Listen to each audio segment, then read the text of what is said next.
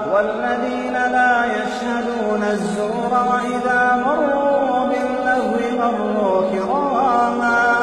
وَالَّذِينَ إِذَا ذُكِّرُوا بِآيَاتِ رَبِّهِمْ لَمْ يَخِرُّوا عَلَيْهَا صُمًّا وَعُمْيَانًا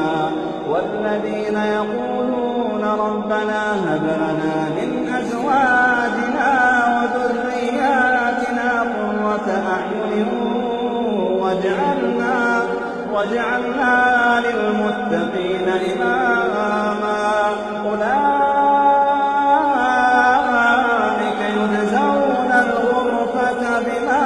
صَبَرُوا وَيُلَقَّوْنَ فِيهَا تَحِيَّةً وَسَلَامًا خَالِدِينَ فِيهَا حَسُنَتْ مُسْتَقَرًّا